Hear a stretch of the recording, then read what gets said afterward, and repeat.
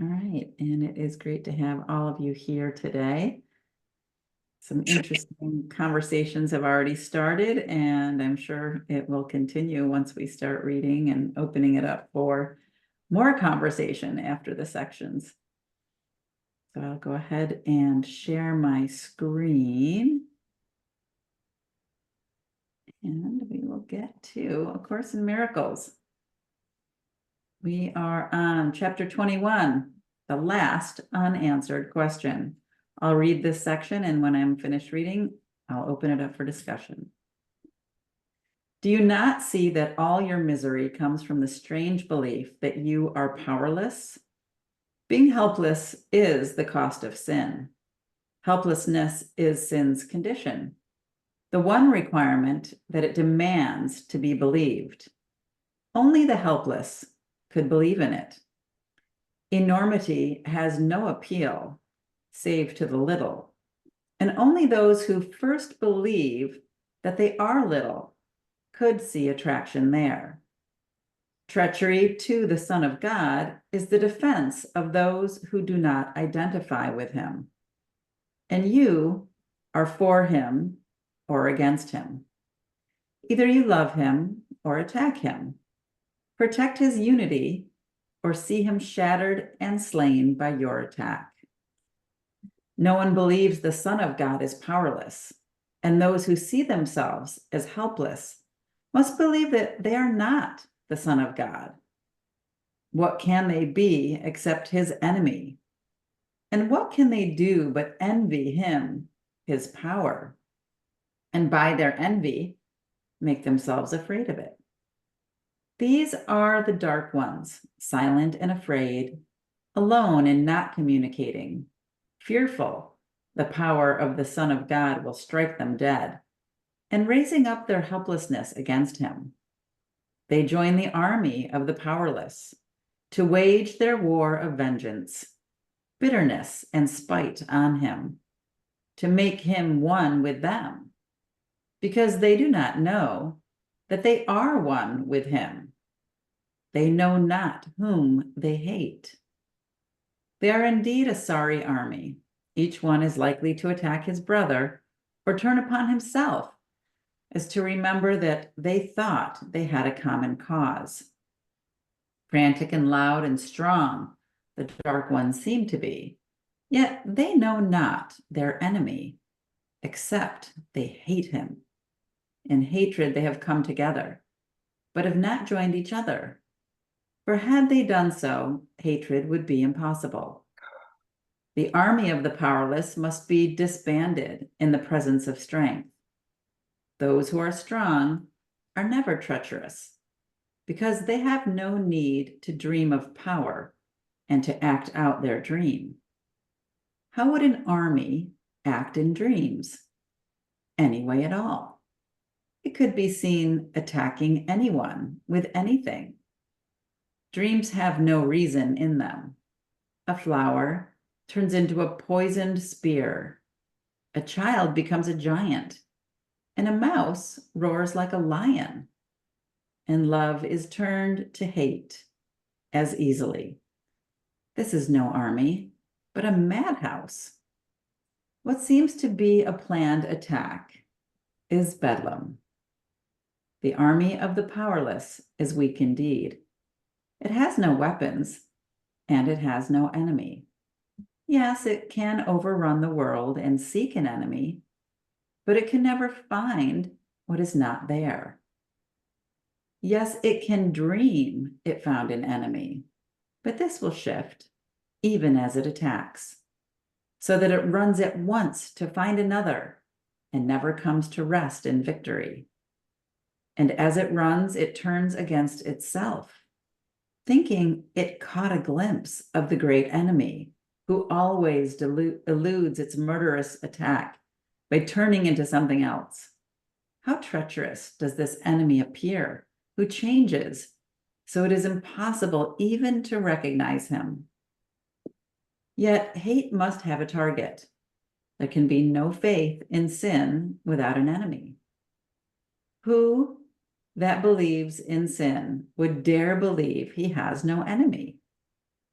Could he admit that no one made him powerless? Reason would surely bid him seek no longer what is not there to find.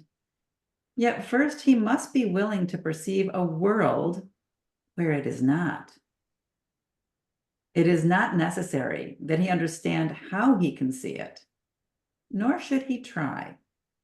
For if he focuses on what he cannot understand, he will but emphasize his helplessness and let sin tell him that his enemy must be himself.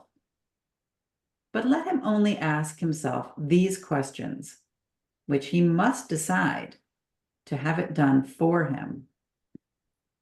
Do I desire a world I rule instead of one that rules me?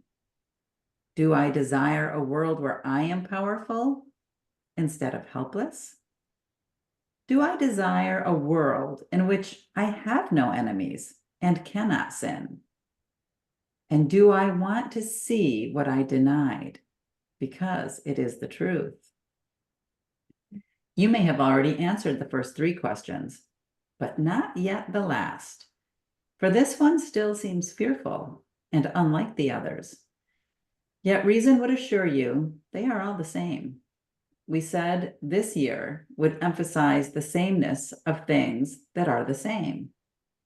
This final question, which is indeed the last you need decide, still seems to hold a threat the rest have lost for you. And this imagined difference attests to your belief that truth may be the enemy you yet may find. Here then would seem to be the last remaining hope of finding sin and not accepting power. Forget not that the choice of sin or truth, helplessness or power, is the choice of whether to attack or heal. For healing comes of power, an attack of helplessness. Whom you attack, you cannot want to heal. And whom you would have healed must be the one you chose to be protected from attack. And what is this decision but the choice whether to see him through the body's eyes or let him be revealed to you through vision? How this decision leads to its effects is not your problem, but what you want to see must be your choice. This is a course in cause and not effect. Consider carefully your answer to the last question you have left unanswered still. And let your reason tell you that it must be answered and is answered in the other three. And then it will be clear to you that as you look on the effects of sin in any form, all you need do is simply ask yourself, is this what I would see? Do I want this? This is your one decision. This the condition for what occurs. It is irrelevant to how it happens, but not to why. You have control of this. And if you choose to see a world without an enemy, in which you are not helpless, the means to see it will be given you. Why is the final question so important? Reason will tell you why. It is the same as are the other three, except in time. The others are decisions that can be made and then unmade and made again. But truth is constant and implies a state where vacillations are impossible. You can desire a world you rule that rules you not and change your mind. You can desire to exchange your helplessness for power and lose this same desire as a little glint of sin attracts you. And you can want to see a sinless world and let an enemy tempt you to use the body's eyes and change what you desire. In content, all the questions are the same, for each one asks if you are willing to exchange the world of sin for what the Holy Spirit sees, since It is this the world of sin denies. And therefore, those who look on sin are seeing the denial of the real world. Yet, the last question adds the wish for constancy in your desire to see the real world. So the desire becomes the only one you have. By answering the final question, yes, you add sincerity to the decisions you have already made, to all the rest. For only then have you renounced the opinion to change your mind again. When it is this you do not want, the rest are wholly answered. Why do you think you are unsure the others have been answered? Could it be necessary they be asked so often if they had? Until the last decision has been made, the answer is both yes and no. For you have answered yes without perceiving that yes must mean not no. No one decides against his happiness, but he may do so if he does not see he does it. And if he sees this happiness as ever changing, now this, now that, and now an elusive shadow attached to nothing, he does decide against it. Elusive happiness, or happiness in changing form that shifts with time and place, is an illusion that has no meaning. Happiness must be constant, because it is attained by giving up the wish for the inconstant.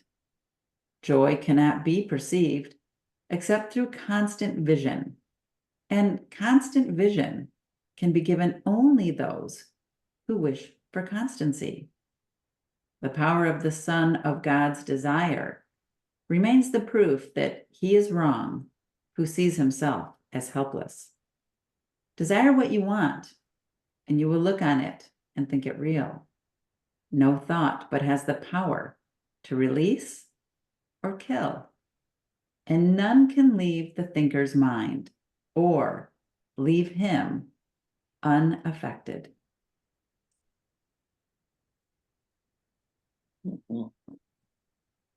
So,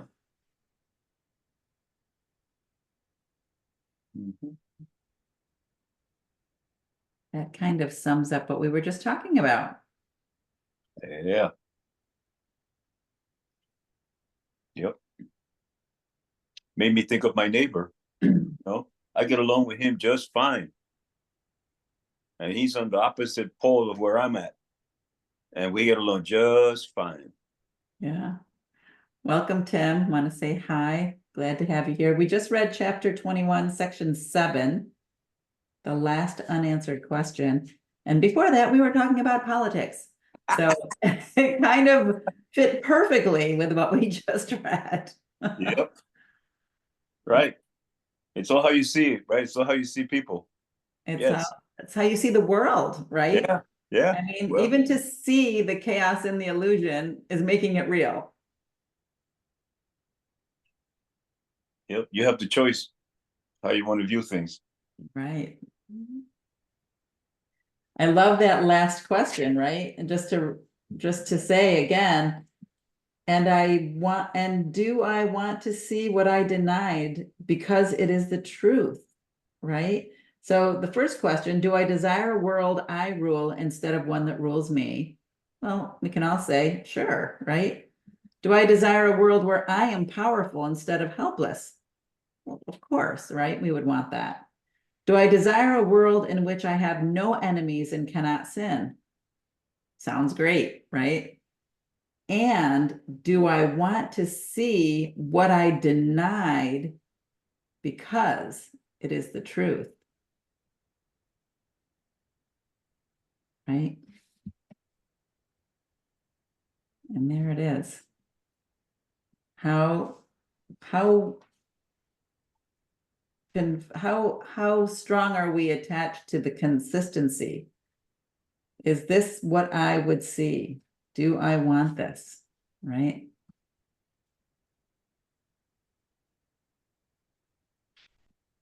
Anybody have any comments or thoughts? Kind of leaves you speechless, doesn't it? Uh, I'll share just because first to say thank you for you all welcoming me into your circle and allowing me to speak.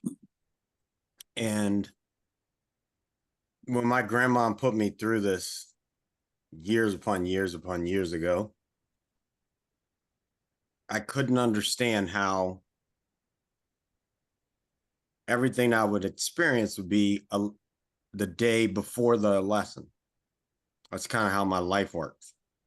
Like I would go through and have an experience, and then the next day we'd read about the lesson. I'd be like, what? Why is this thing telling me about what I just went through? And it's still that way in my life.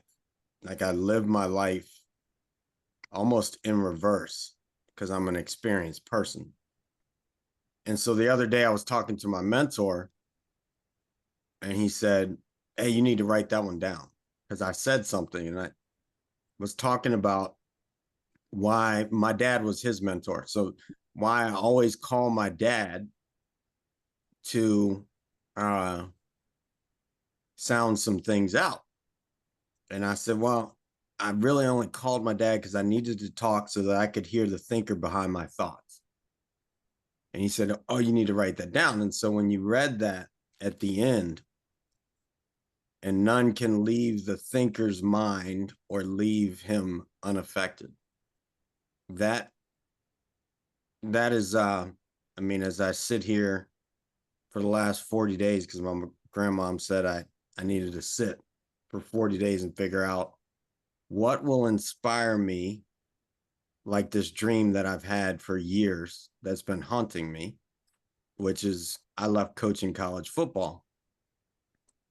And I was only late one meeting, but I dream about it every kickoff of football season. and that's what I've been sitting is watching the thinker, watching to know, okay, if I really want this life, all the different things that are going on in my life, from writing the movie, all the things Harry knows is going on in my life. I don't want to bring that up in this moment. It's only not here because I have a thought that keeps it from being a reality. Mm-hmm. The same thing we were talking about before, from the politics to the storms, it's only the way it is because somebody's thinking it. Mm-hmm. And so that's what this brought up. And thank you, because I knew I needed to come just to have a moment of clarity for myself. So thank you. Great share. Thank you. Anybody else have anything they want to add or share? Okay. Oh, did you want to say something, Ernesto? it's one of the things that reminds me of some of the Toltec wisdom stuff, where they kind of categorize existence as being two things that we are, and that is dreamers and stalkers, and they're both interchangeable. And what his name is, what's his name? Ted is his name, the fellow that just spoke. Sid. Sid. He's actually stalking himself when he said that, this whole process of what's happening, from what you read to what you're thinking to what you're dreaming, you're stalking. It's like you're behind yourself, watching yourself go through this process, which is that line that it says, you do the best you can, and then destiny is revealed to you. This is your destiny being revealed to you. And how wonderful can that be, right? That you can actually feel your way through that. Yeah. Yeah.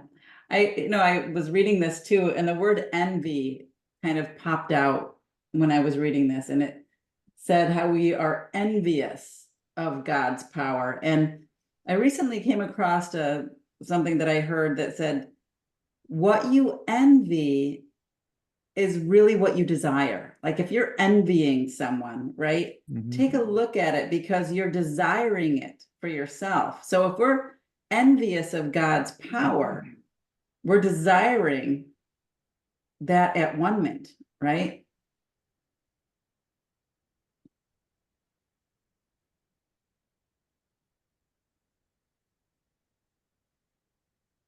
Okay, well, let's keep going. Great discussions, everyone. All right, the inner shift. Ooh, this sounds intriguing. Are thoughts then dangerous? To bodies, yes. The thoughts that seem to kill are those that teach the thinker that he can be killed. And so he dies because of what he learned. He goes from life to death. The final proof, he valued the inconstant more than constancy. Surely he thought he wanted happiness, yet he did not desire it because it was the truth and therefore must be constant. The constancy of joy is a condition quite alien to your understanding. Yet if you could even imagine what it must be, you would desire it, although you understand it not. The constancy of happiness has no exceptions, no change of any kind. It is unshakable, as is the love of God for his creation. Sure in its vision as its creator is in what he knows. Happiness looks on everything and sees it is the same. It sees not the ephemeral, for it desires everything be like itself, and sees it so. Nothing has power to confound its constancy, because its own desire cannot be shaken. It comes as surely unto those who see the final question is necessary to the rest, as peace must come to those who choose to heal and not to judge. Reason will tell you that you cannot ask for happiness inconstantly. For if what you desire you receive, and happiness is constant, then you need ask for it but once to have it always. And if you do not have it always, being what it is, you did not ask for it. For no one fails to ask for his desire of something he believes holds out some promise of the power of giving it. He may be wrong in what he asks, where and of what, yet he will ask because desire is a request, an asking for, and made by one whom God himself will never fail to answer. God has already given all that he really wants, yet what he is uncertain of, God cannot give, for he does not desire it while he remains uncertain. And God's giving must be incomplete unless it is received.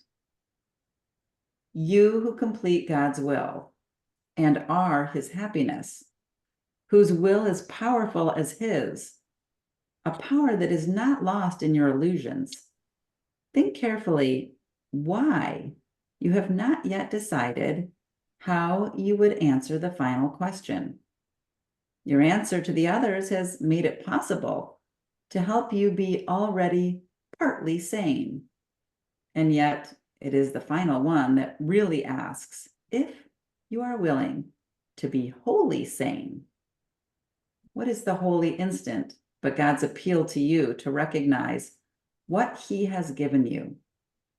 Here is the great appeal to reason, the awareness of what is always there to see, the happiness that could be always yours. Here is the constant peace you could experience forever. Here is what denial has denied revealed to you. For here the final question is already answered, and what you ask for given. Here the future is the future now, for time is powerless because of your desire for what will never change.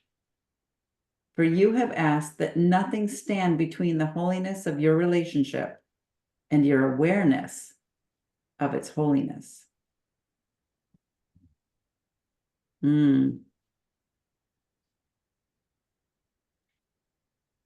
So are we ready to take that final step and see all of our brothers as the Christ? Are we ready to see them as perfect in every way? I guess that's the final question, right? Because that will bring constancy and that will bring peace.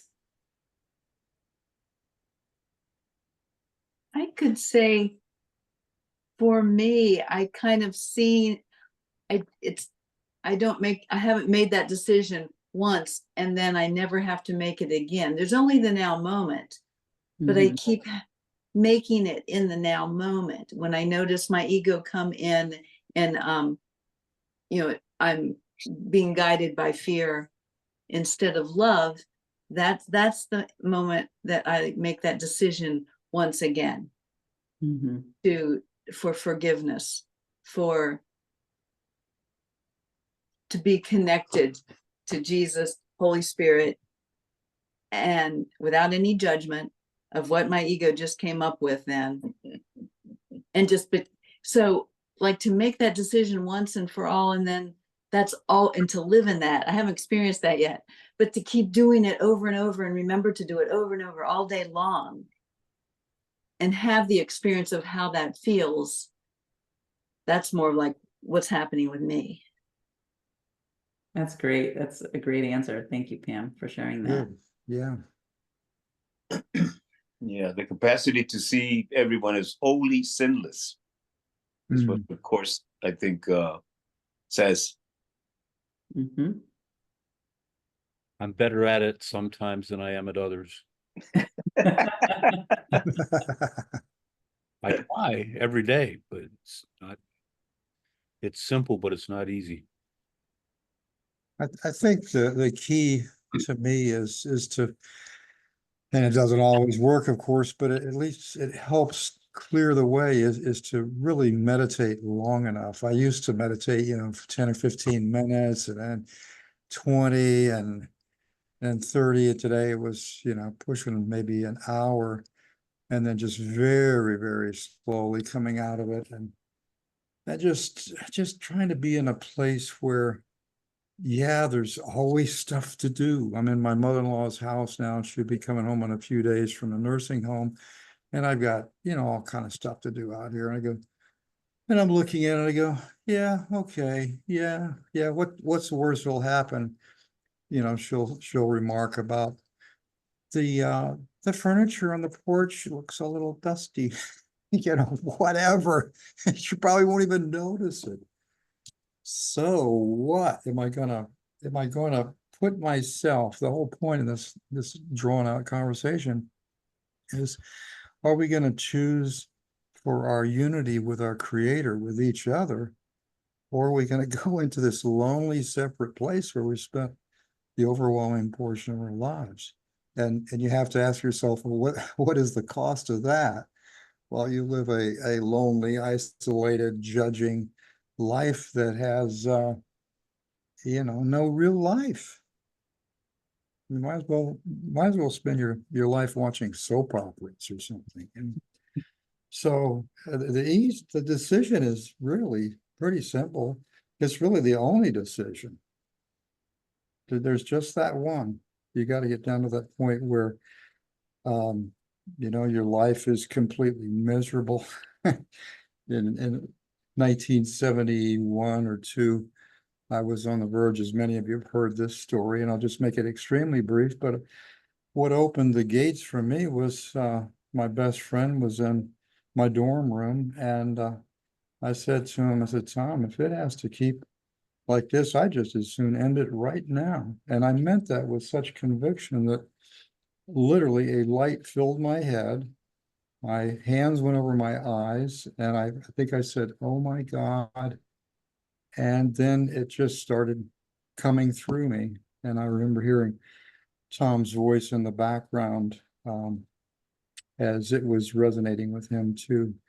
And that was the big guy that I can look back at. But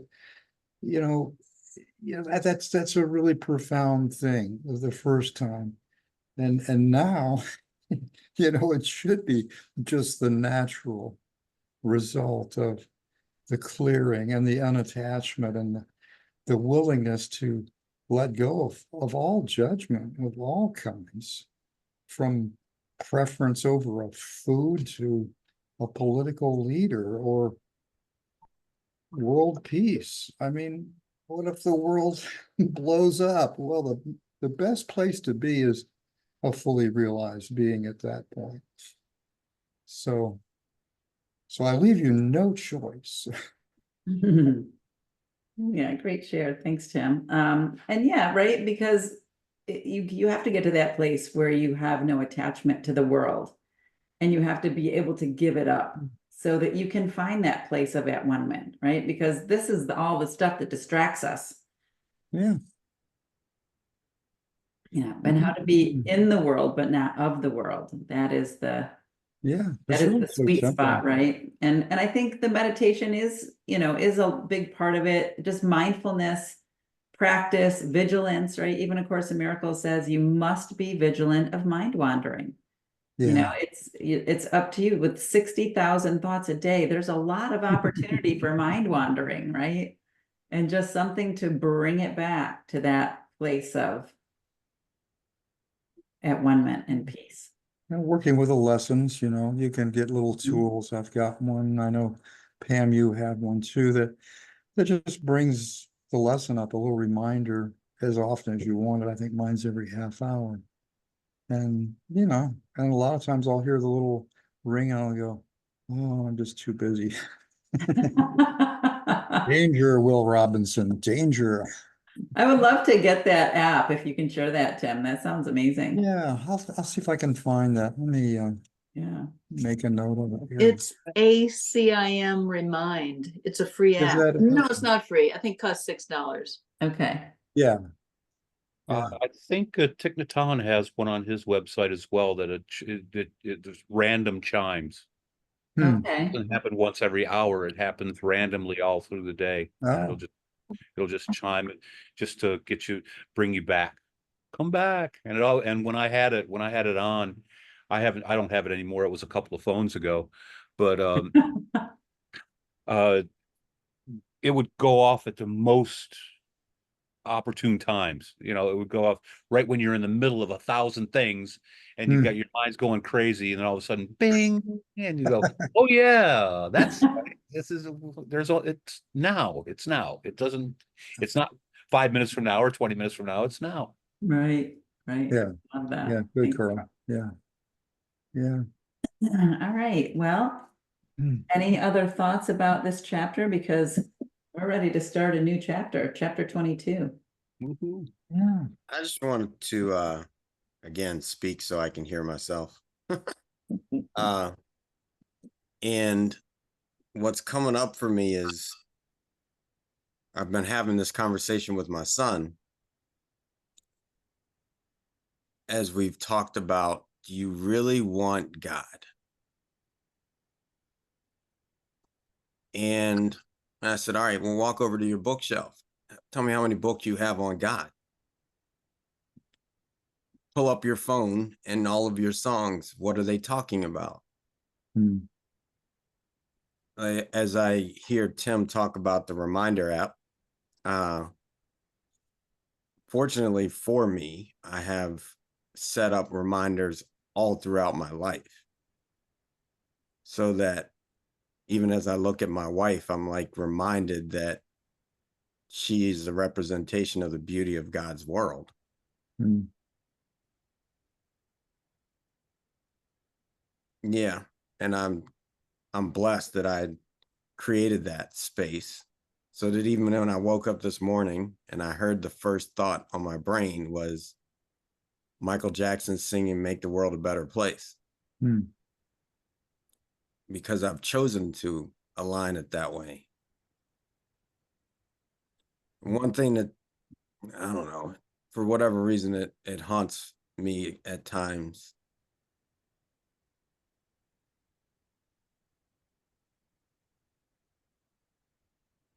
That something I've always known about myself is that at some point I won't care about anything.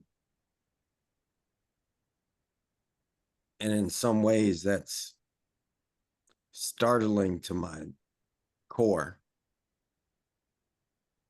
And I'm really close to that, which then in some ways holds me back. That's the final answer. Hmm. Oh, thank you. Wow, Thank that's you a for great share. Yeah, thank you so much for sharing that. And I feel like I similarly have those, like, okay, so once I am at that place of complete at one-ment, right? And I see all of you here as me. And I see all of my children, of course, you know, those are the big ones, right? Because those are those special relationships that we're like trying to do our best as parents and trying to help them expand their consciousness. And it's like, but they're really just another aspect of me, no greater and no less than all of you here. But it's hard as a parent to see that. And I think I get what you're saying, Sid, is like when you finally get to that place, I don't know that it's you won't care anymore. I think it's that you will be so completely filled with the love of God, because you will be at that place of at one minute with everything and everyone, that it's not that you don't care, it's that you know it doesn't matter. Right. Right? Well, I think it's associated with that it being detached. That whole detachment word it's kind of, you're not really attached, but you are. If I could even say, like, this is kind of a paradox there of feeling. It's more, I think of, but will my children still need me? Because if they still need me and I'm becoming unattached, they'll see me as unavailable. But I don't know if that's true. I think once you reach that place of at one minute, Then you are them. then you are them, and Yeah, they'll feel that, Mhm. like, And they'll- they will too. right, they'll know that yeah. it's like they will become like a piece of kindling that's near a burning log. And, you know, they can choose to pull away, but it's a pretty irresistible force at that point. Why would you run from complete love and acceptance and just I got one of three that she's good at it. Like she can run, she can everything in its possibility. My dad has the same with my brother. So they're, you know, and I appreciate that I'm 100%. I know I'm her. She doesn't look like her mom. She looks like me. There, everything about it, everything about my daughter, who I haven't spoken to in 3 years. Yet I've texted her every week. And eventually this week, I just said to her brother, I said, look, I'm just letting you know, this is the text I sent to your sister, because now I am choosing to be the one hurting. And she doesn't seem to care, even though I know she probably really cares. Deep in her heart, it probably hurts for whatever reason. I know some of the reasons. And yet me pulling away, in many ways, it is me saying, okay, I reside caring. Like, yeah. And like, I've looked at it deep enough to know, okay, for me to really pull back, I have to remove caring. Yeah. And you know, like my son's like, yeah, you know, only you two could figure it out. I'm like, I know this, but I've done everything.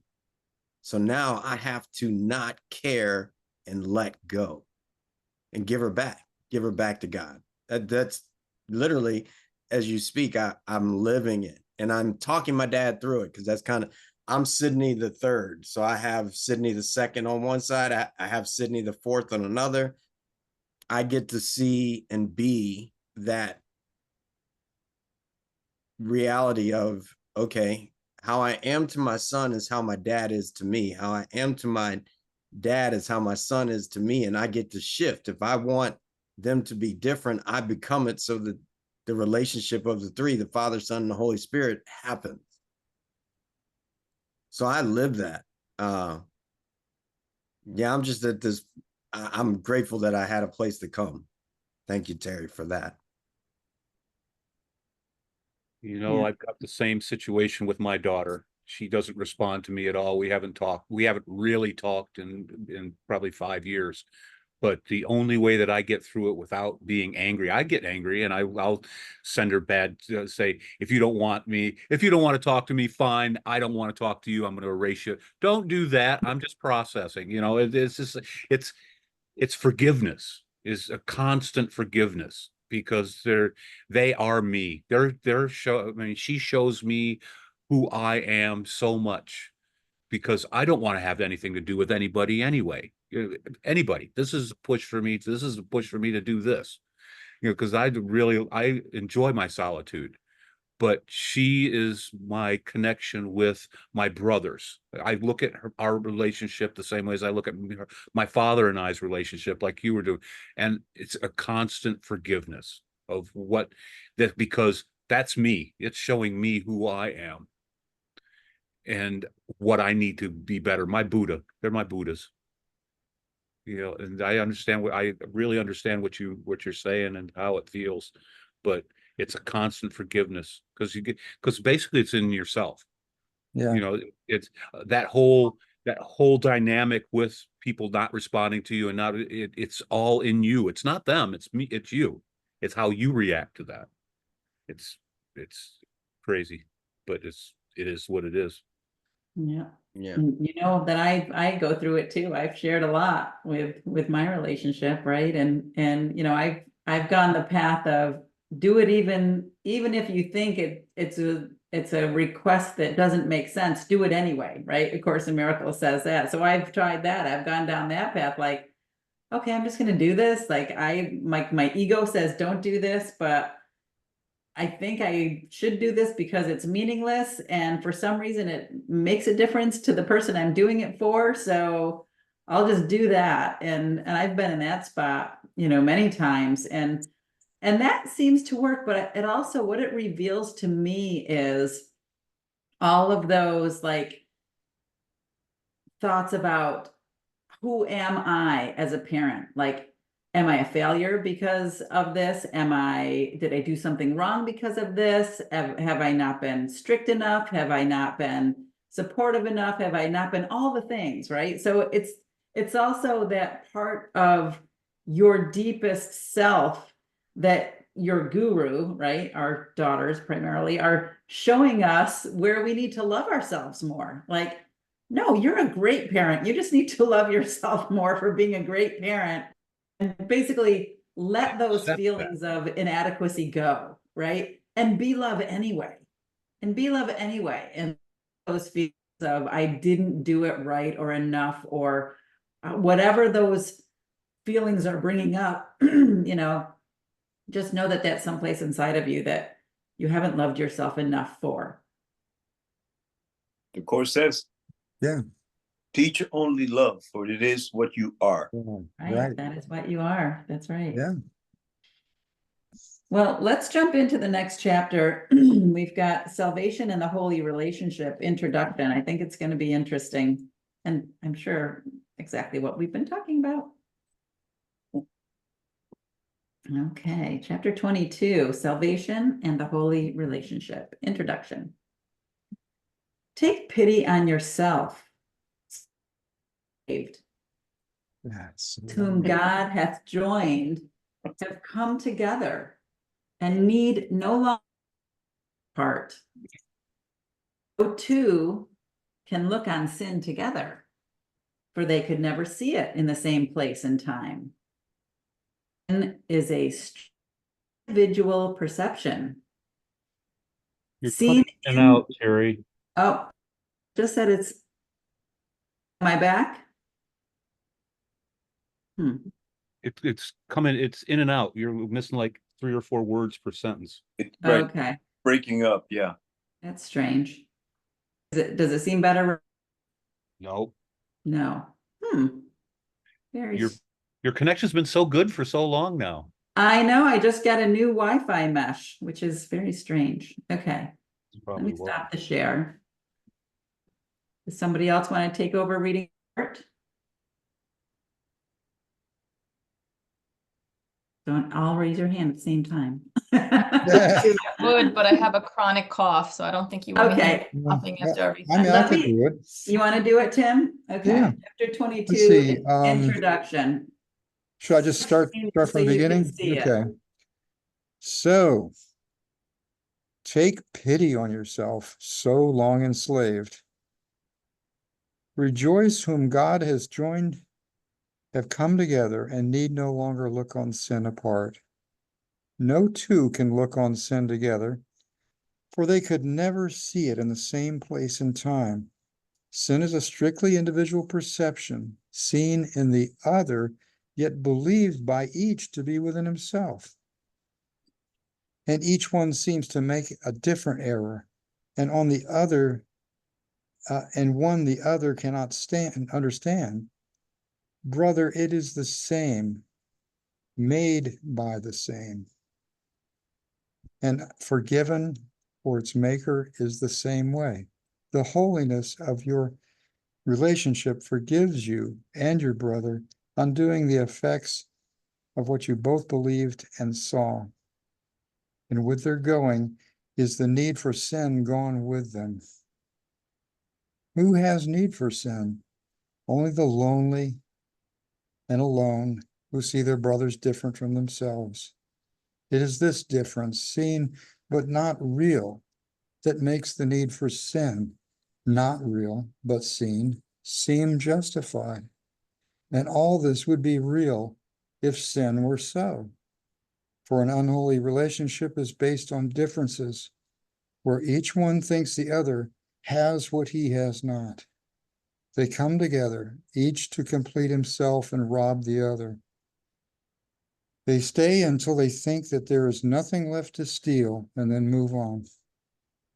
And so they wander through a world of strangers unlike themselves, living with their bodies, perhaps under a common roof that shelters neither, in the same room and yet a world apart. A holy relationship starts from a different premise. Each one has looked within and seen no lack. Accepting his completion, he would extend it by joining with another, whole as himself. He sees no difference between these selves, for differences are only of the body. Therefore, he looks on nothing he would take. He denies not his own reality, because it is the truth. Just under heaven does he stand, but close enough not to return to earth. For this relationship has heaven's holiness. For this relationship has, has heaven's holiness. How far from home can a relationship so like to heaven be? Think what a holy relationship can teach. Here is belief in differences undone. Here is the faith in differences shifted to sameness. And here is sight of differences transformed to vision. Reason now can lead you and your brother to the logical conclusion of your union. It must extend as you extended when you and he joined. It must reach out beyond itself as you reached out beyond the body to let you and your brother be joined. And now the sameness that you saw extends and finally removes all sense of differences, so that the sameness that lies beneath them all becomes apparent. Here is the golden circle where you recognize the Son of God for what it's born into a holy relationship can never end. Perfect. I felt that one.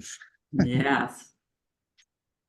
I think that also came at a great point in our conversations, right? Yeah.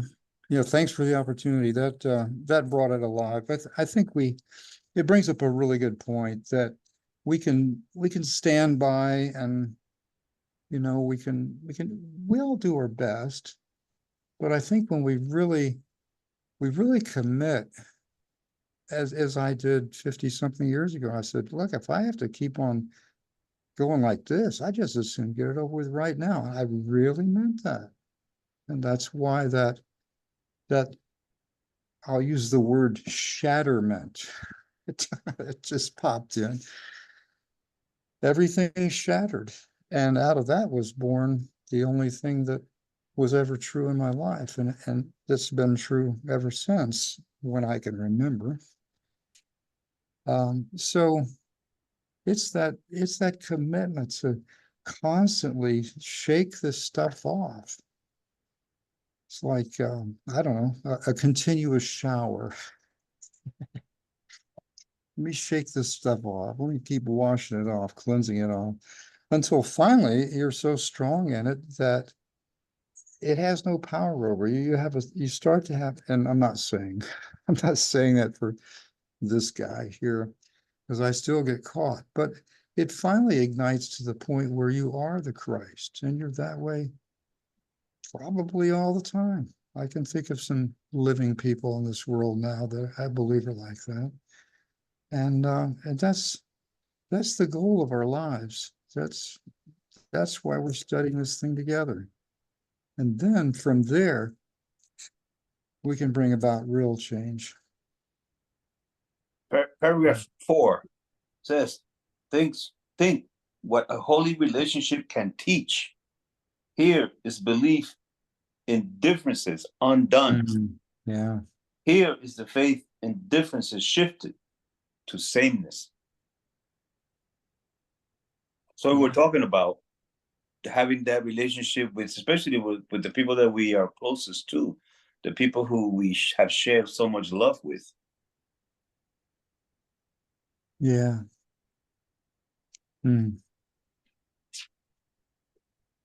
But really, that goes for everyone that we meet, everyone that we talk to, here and now. That's the meaning of the holy relationship. Yeah. Even people we thought of as enemies. Especially. Sure. Yeah.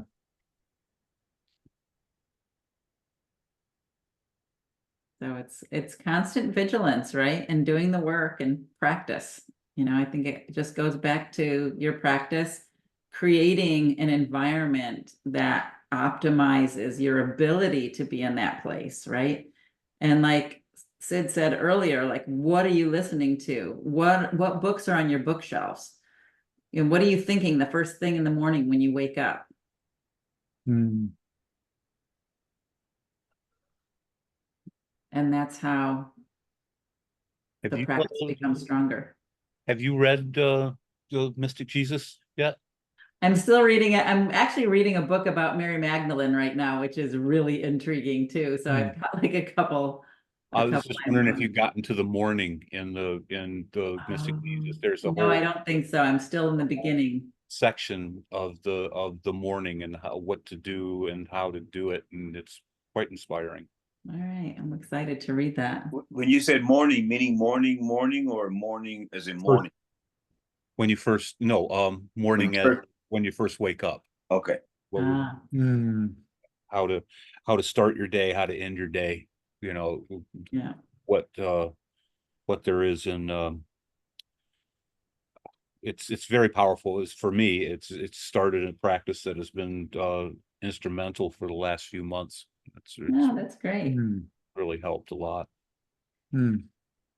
Yeah, I start every day by saying, I give my mind to the Holy Spirit so I can walk in peace. I am light, I am love, I am peace. I am the universe, I am God. Hmm. And That's in there. that's my morning mantra. How about you, Sid? I know you've got a pretty extensive morning ritual, right? I mean, I wake up and go sit for 2 hours and meditate. Hmm. Good. And just go through my process of my meditation and calling all of that in, and then sitting with the only mantra you all know about mala beads. The only mantra that has never, like, if I get a mantra from a teacher, the only one that's been with me forever since this, the first mantra I ever gotten is so hum, which is I am. And for whatever reason, this mala beads will not go away. Obviously, I'm not dead yet, so I don't think they'll break till the end. Hmm. So I sit in all of that. So a rosary, basically, right? Yeah. Yeah. Yeah. 108. Hmm. You got it. So how does that work, Sid? You go through all 108 and say so hum with each one, or how does that work? Yeah. Okay. So like, so is when you breathe in, Mm-hmm. hum is when you breathe out. I Mm-hmm. mean, your breath naturally says it. So then you move to the next bead, use your left hand as opposed to your right, and you keep going. If sometimes I'll turn it around and go the other way. Right. But pretty much I'll just do that once at the end of my meditation. And then I move on with the day. I mean, my life is pretty repetitive and steady. You know, it just is. But I worked at creating that, and now I'm kind of coming. It's time to come out of the cave. Yeah. Don't do it. It's a trap. Into the dunking pool, I call it. There's a guillotine right on the edge. Well, my teacher said that what made Jesus different was he went and sat on the mountains, he did all the work, and he was able to come and walk with man and still be himself. Mm-hmm. Yeah. So Came to That's- time for me to go man, walk. it was God. Yeah. Just he found the Father Hmm. like nobody else. Oh, I know. The closest I come to a holy relationship, I have a friend who's lived in the neighborhood for years and we've been friends, but a couple years ago, I gave her one of my Course in Miracles books and she started studying it. And she would ask, call me and ask me questions. And now it's not an everyday thing, but I mean, I just walked over to her house this morning and that's where we go. And that's the only place we go when we're talking. Everything happening in our life gets looked at from that perspective. And it feels like a holy relationship as close as I know what it's supposed to look like, I guess, that I've ever experienced. But it's a beautiful, beautiful, just never feeling judged, never judging, just loving, noticing the oneness, seeing who she really is all the time. Hmm. I don't know if that's what a holy relationship is, but feels like the closest I've ever come. Yeah. It's beautiful. Hmm. Thank you for sharing that. As you share that, when it comes to a holy relationship, aren't they all? So then when I look at it, I mean, even the space of like, I have some people in my life that, or were in my life that I know if I've moved closer to the Holy One holding it, the relationship moves with me. And if it doesn't, what am I doing that is leaving it there? Even that's just how I move. My second wife, who was the one that taught me peace because she was so much chaos. She asked me a question on like our second date. And she said, the second question she asked was, will you walk on water for me? And I got pissed. Like, I didn't know how deep that was in me. I got pissed and was like, who the frick asked that kind of question? Really? Hmm. Are you really gonna? And then it took me a long time to realize that's because that's what I was seeking. And I at the time, I didn't know how to get there. Yeah. So I think it's all holy relationships, especially in the native sense. The fourth vision quest is walking the red road, seeing the divine and everything. And if you don't see the divine, you got to go shift it inside. Mhm. Hmm. Well said. Great place to end this, unless anyone Mhm. else has anything they would like to share before we close. Okay, well, thank you everyone for joining. Thank you for Right. reading, Tim. Love the conversations. And I will see you all Thank next you. week. Thank you. Thank you. Thank you. Bye, guys. Thank you, everybody. Bless you all. Bye. You all.